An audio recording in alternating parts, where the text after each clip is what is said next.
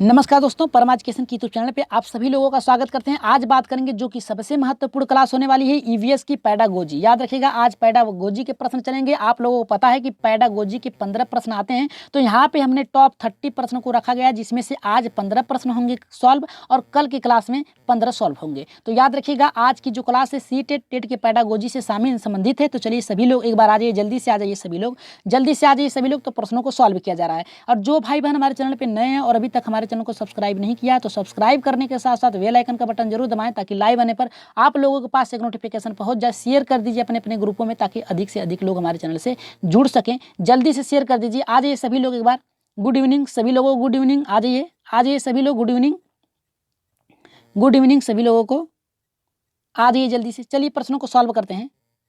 यहाँ पे देखिए पहला प्रश्न ये करा है कि रोहिणी कक्षा 3, यहाँ पे देखिए कक्षा 3 के शिक्षार्थियों को जानवर हमारे साथी प्रकरण के परिचित करना चाहती है। प्रकरण को और अधिक रोचक तरीके से प्रस्तुत करने के लिए निम्नलिखित में से कौन सी युक्ति सर्वाधिक अधिक होगी। यानी रोहिणी जो है कक्षा 3 के शिक्षार्थियों को जानवर हमारे साथी हैं पर प्रकरण पर परिचित करना चाहती है, तो इसके लिए बालकों को किस सर्वाधिक उपयोग विधि का प्रयोग करके सिखाने में रोचक होगा। तो यहाँ पे देखिए पहला हमारा यहाँ पे कह रहा है, देखिए पहला हमारा ये कह रहा है कि शिक्षार्थियों को पाठ्य पुस्तक में जानवर के दिए गए चित्रों को देखने के, देखिए जानवरों को अगर देखने के लिए कहेंगे कि केवल देख लीजिए, तो क्या बालक का यहाँ पे सर्वांगीण विकास होता है, मतलब जानवरों के विषय में बालक को पूरा परिचित हो जाएगा? नहीं होगा। तो ये हमारा गलत है। दूसरा करा विभिन्न जानवरों के चित्रों को श्याम पर, यहाँ पे देखिए चार्ट पर प्रयोग करना। देखिए चार्ट के यानी एक चित्र है, चित्र के माध्यम से बताना। तो यहाँ पे देखिए सर्वांगीण यहाँ पे विकास नहीं हो सकता है, तो ये भी गलत है। और तीसरा करा विभिन्न जानवरों को, यहाँ पे देखिए ध्यान, यहाँ पे श्यामपट होगा, श्यामपट पर बनाना। देखिए जब तक आप श्यामपट पे बनाएंगे और बनाने का प्रयास करेंगे, तब तक आपकी जो 30 मिनट 35 मिनट की पीरियड क्लास होती है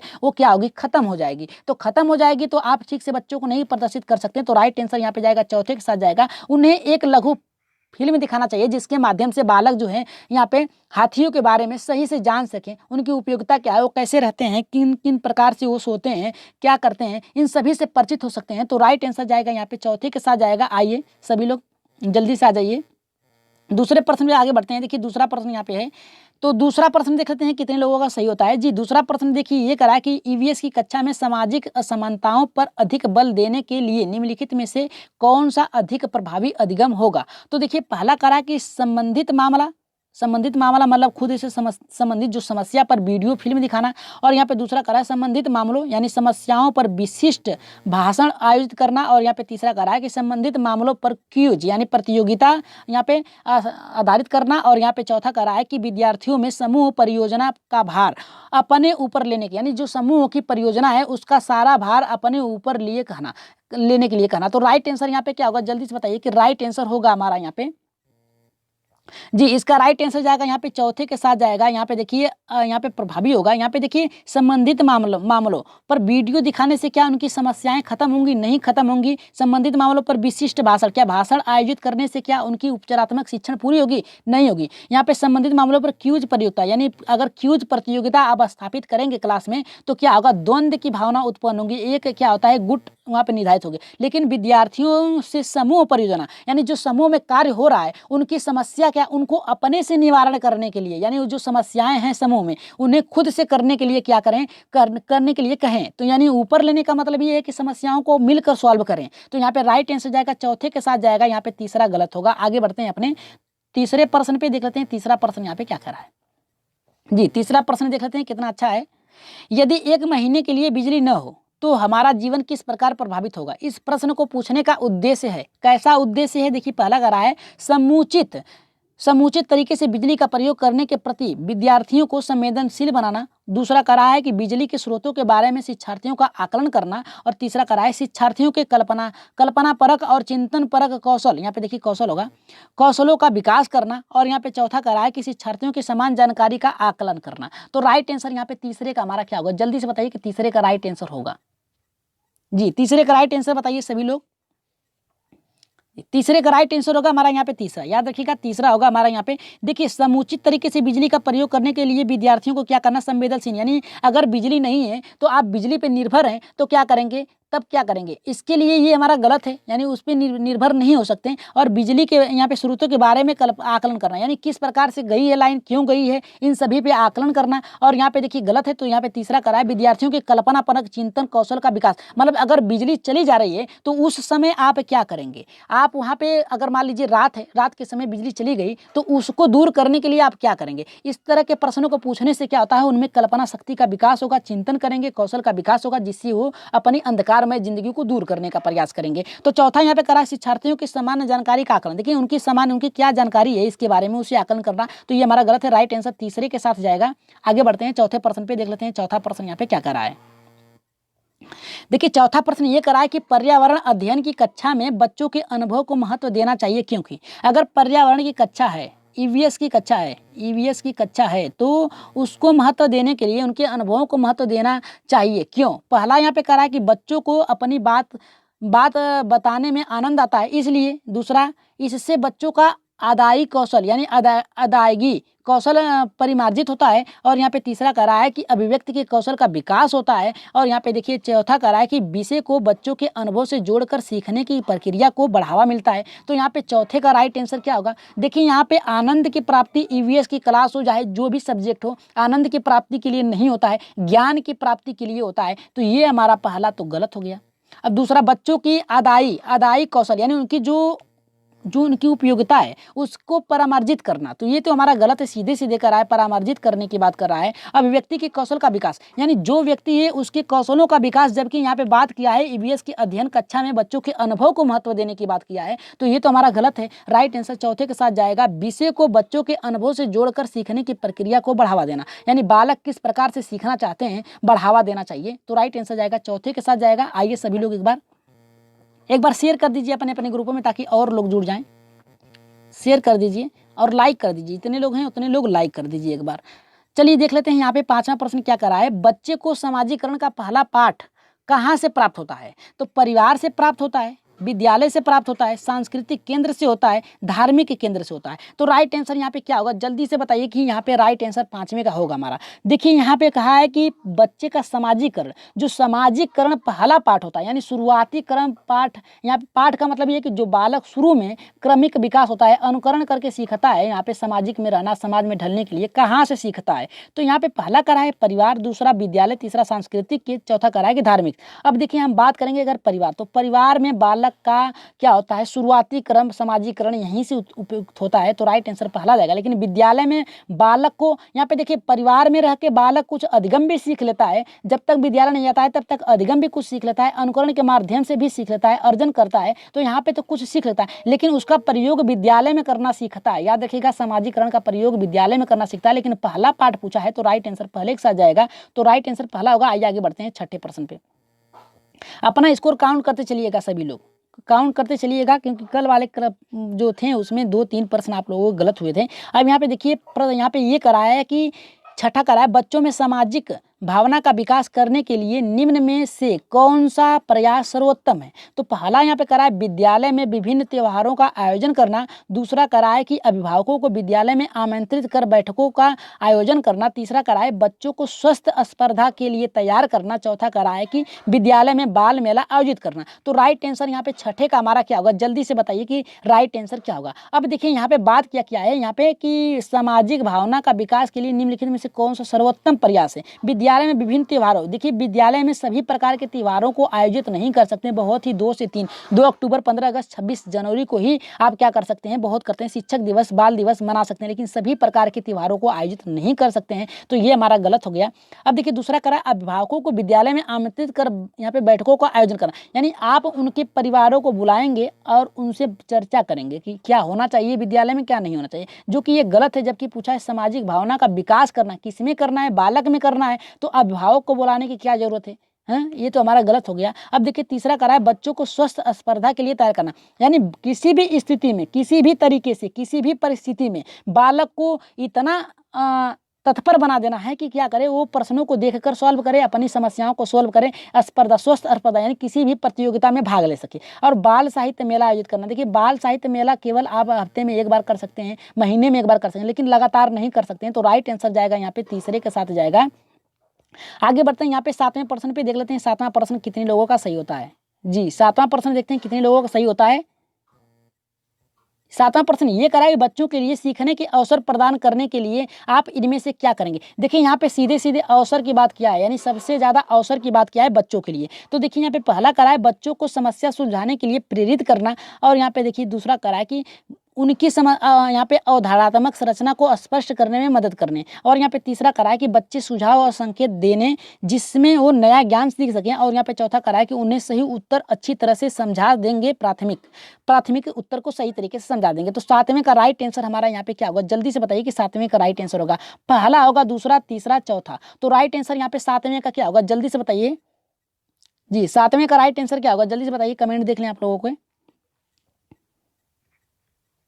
जी इसका राइट आंसर जो जाएगा यहाँ पे तीसरे के साथ जाएगा, याद रखिएगा तीसरे के साथ जाएगा। उन्हें सुझाव और संकेत देंगे जिससे वो नया ज्ञान प्राप्त कर, यही तो होता है ज्ञान प्राप्त करने के लिए। उन्हें देखिए अवसर दे रहे हैं तो सुझाव भी देंगे, सुझाव देंगे कि ऐसे आपको कार्य करना है, संकेत देंगे कि ये कार्य करेंगे तो ऐसे होगा, तो संकेत भी हो गया। अगर इन दोनों सुझाव और संकेत दे देंगे तो वो नया ज्ञान तो ऑलरेडी ही प्राप्त कर लेगा। तो राइट आंसर यहाँ पे जाएगा तीसरे के साथ जाएगा। आगे बढ़ते हैं यहाँ पे 8वें प्रश्न पे, देख लेते हैं 8वां प्रश्न यहाँ पे क्या कर रहा है। देखिए 8वां प्रश्न ये करा है कि प्राथमिक कक्षाओं में पर्यावरण अध्ययन पढ़ाने के लिए निम्नलिखित में से कौन सा उद्देश्य संबंधित नहीं है। देखिए यहाँ पे नहीं की बात किया है, प्राथमिक कक्षा में पर्यावरण अध्ययन के पाठ को निम्नलिखित में से कौन सा उद्देश्य नहीं है पढ़ाने के। तो पहला करा है कि विज्ञान के आधारभूत प्रत्ययों और सिद्धांतों को रट कर, यहाँ पे देखिए रट कर याद, अष्टकर नहीं होगा, रट कर होगा, रट कर याद कर लेना। और दूसरा करा है पर्यावरण को खोजने के अवसर प्रदान करना। तीसरा करा है कि अवलोकन, मापन, भविष्य और वर्गीकरण जैसे कौशल का विकास करना। और यहाँ पे चौथा करा है भौतिक और सामाजिक परिवेश के प्रति संवेदनशील विकसित करना। तो यहाँ पे देखिए क्या नहीं होना चाहिए, तो 8वें का राइट क्या होगा, जल्दी से बताइए कि 8वें का राइट क्या होगा।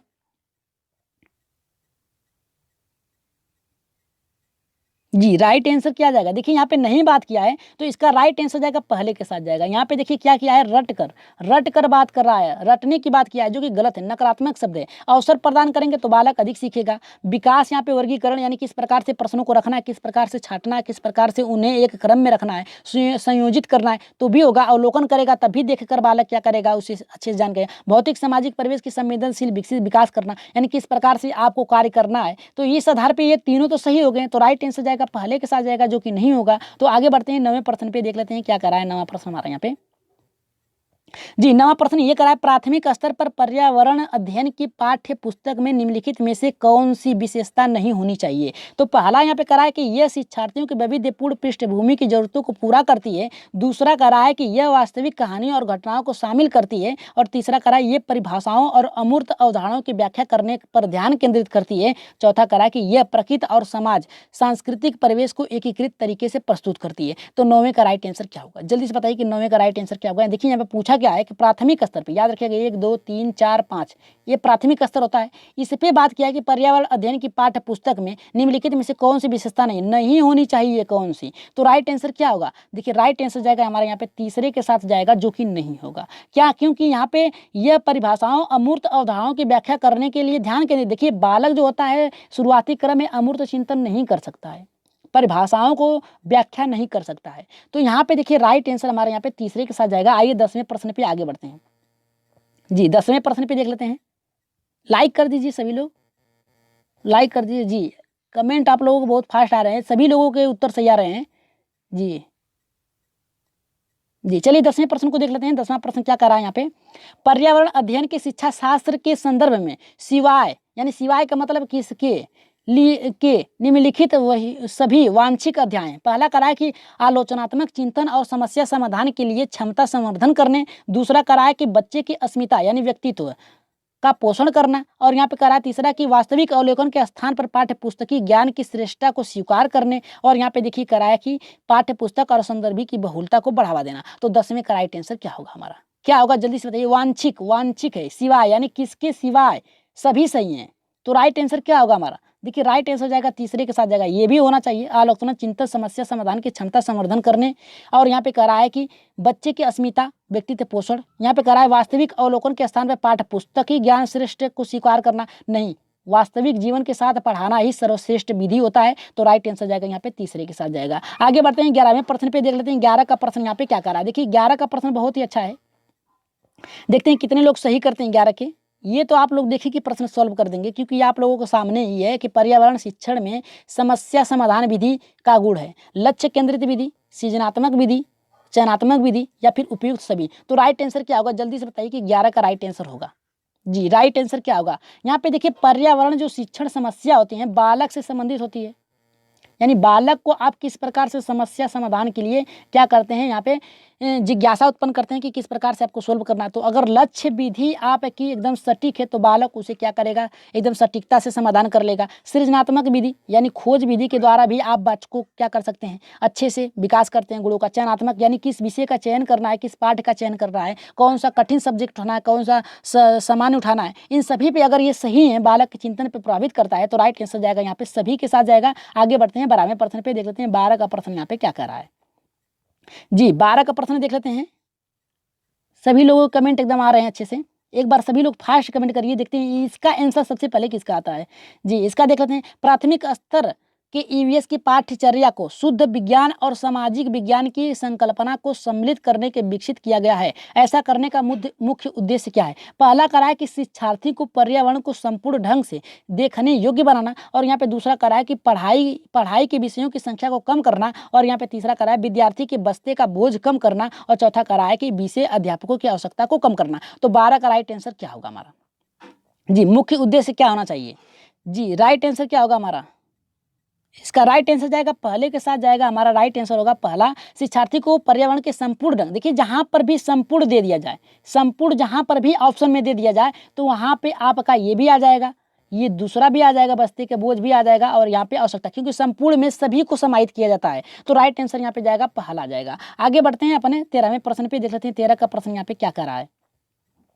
13 का प्रश्न ये करा है, पर्यावरण अध्ययन की पाठ्य पुस्तक में प्रयुक्त भाषा। देखिए पर्यावरण अध्ययन में प्रयुक्त पाठ्य पुस्तक की भाषा है। पहला करा है परिभाषाओं पर बल देते हुए औपचारिक बनाई जाती है, और यहाँ पे दूसरा करा है तकनीकी और औपचारिक होनी चाहिए, और तीसरा बच्चों की यहाँ पे दिन प्रतिदिन की भाषा से संबंध होनी चाहिए, और यहाँ पे चौथा करा है रूखी और बच्चों के द्वारा समझने में कठिन होनी चाहिए। तो राइट आंसर यहाँ पे 13 का क्या होगा, ये तो बहुत ही अच्छा है, पाठ्य पुस्तक में प्रयुक्त भाषा कौन सी है। तो राइट आंसर क्या होगी, देखिए यहाँ पे देखिए राइट आंसर जाएगी हमारा यहाँ पे तीसरे के साथ जाएगा, बिना किसी सोचे समझे, क्योंकि दिन प्रतिदिन पर्यावरण अध्ययन का मतलब ही होता है कि यहाँ पे जो बालक है उसके परिवेश के साथ शिक्षा जोड़ के पढ़ाना चाहिए। तो यहाँ पे प्रतिदिन की जो शिक्षा है, भाषा है, उससे संबंधित होकर पर्यावरण की शिक्षा करानी चाहिए। तो राइट आंसर यहाँ पे जाएगा तीसरे के साथ जाएगा। सभी लोगों को उत्तर सही आया है। देख लेते हैं यहाँ पे 14 का हमारा यहाँ पे क्या कह रहा है। देखिए पर्यावरण एकीकरण उपागम के अंतर्गत विषय का क्या कार्य है, यानी जो पर्यावरण एकीकरण उपागम है उसके अंतर्गत विषय का क्या कार्य है, जिससे बालकों का संपूर्ण विकास हो सके, ये कार्य है। दूसरा कार्य है बालकों का तार्किक चिंतन हो सके, विषय का ये कार्य है, या फिर यहाँ पे बालकों के शारीरिक विकास हो सके, तो ये कार्य है, या फिर इनमें से कराएगा कोई नहीं। तो राइट आंसर यहाँ पे क्या होगा, देखिए यहाँ पर फिर संपूर्ण दिया है, याद रखिएगा फिर संपूर्ण दिया है। तो राइट आंसर जाएगा पहले के साथ जाएगा, बिना किसी सोचे समझे संपूर्ण में ही आपका चिंतन भी आ जाएगा, शारीरिक भी आ जाएगा। तो जब संपूर्ण दिया है यहाँ पे तो राइट आंसर यहाँ पे पहले पे जाएगा। आगे बढ़ते हैं यहाँ पे 15वें और लास्ट प्रश्न पे, अपना स्कोर बता दीजिएगा कि कितने लोगों का सही हुआ है। जी यहाँ पे देख लेते हैं, यहाँ पे 15 का हमारा क्या कह रहा है। जी 15 का ये कह रहा है कि सामाजिक विज्ञान के संदर्भ में पर्यावरण अध्ययन पढ़ने का निम्नलिखित में से कौन सा उद्देश्य नहीं। देखिए कौन सा उद्देश्य नहीं की बात किया है, तो पहला कह रहा है कि इसे बच्चों को मुख्य शब्दावली की सही परिभाषा याद करने के योग्य बनाना चाहिए। दूसरा कह रहा है कि इसे शिक्षार्थियों को विद्यमान विचारों और अभ्यासों पर प्रश्न के लिए योग्य बनाना चाहिए, जो कि सही है। यहाँ पे यहाँ पे आप लोगों को बताना है इसका आंसर। तो यहाँ पे तीसरा करा है कि इसे बच्चों को समाज के एक जिम्मेदार सदस्य के रूप में पढ़ने के योग्य बनाना चाहिए। और चौथा करा है कि इसे बच्चों को संस्कृत अभ्यासों की विविधता का सम्मान करने योग्य बनाना चाहिए। तो राइट आंसर यहाँ पे 15 का क्या होगा, जल्दी से कमेंट करिए आप लोग कि 15 का राइट आंसर क्या होगा, पहला होगा, दूसरा होगा, तीसरा, चौथा। हर बार की तरह इस बार भी आप लोगों के लिए 15 का ऑप्शन यहाँ पे रखा गया है, ये इसका उत्तर आप लोग देंगे कि राइट आंसर क्या होगा। पहला होगा हमारा यहाँ पे शब्दावली सही हो, और यहाँ पे कह रहा है कि विचारों को अभ्यास के लिए होना चाहिए, यहाँ पे जिम्मेदार होना चाहिए, या फिर अभ्यासों की विविधता के समान होना चाहिए। तो इसमें से क्या एक नहीं होना चाहिए, उद्देश्य नहीं की बात क्या है, तो पहला होगा, दूसरा होगा, तीसरा, चौथा। जल्दी से कमेंट करिए सभी लोग 15 का उत्तर क्या होगा जल्दी से। तो आज के लिए ये क्लास आप लोगों के लिए बहुत ही अच्छी थी, उत्तर नीचे दिए गए हैं, तो 15 का उत्तर आप लोग जरूर बताइएगा कि आज के प्रश्न आप लोगों को कैसे लगे। और नोट जो आज चलानी जाने वाली थी तो थोड़ा सा और रह गया है, क्योंकि टैग प्रश्न बनाए जा रहे हैं, आप लोगों को याद रखिए करिएगा, टैग प्रश्न बनाए जा रहे हैं, टैग जिसके अंतर्गत टैग प्रश्न का मतलब ये है कि जो भी आप टॉपिक से जो भी क्रम है, बस उन टैग प्रश्नों का प्रयोग, शब्दों का प्रयोग करके आप तुरंत उसी उत्तर को सही कर सकें। तो यहाँ पे देखिए आप लोगों के लिए बस थोड़ा सा और रह गया है, उसे कल चला दिया जाएगा टैग प्रश्न को, तो उसके अंतर्गत प्रश्नों को भी रखा जाएगा कि आप प्रश्नों को टैग के माध्यम से किस प्रकार से प्रश्नों को सॉल्व करते हैं। तो यहाँ पे आज की क्लास कैसी लगी एक बार कमेंट में जरूर बताइएगा। आज के लिए इतना ही, धन्यवाद, गुड नाइट।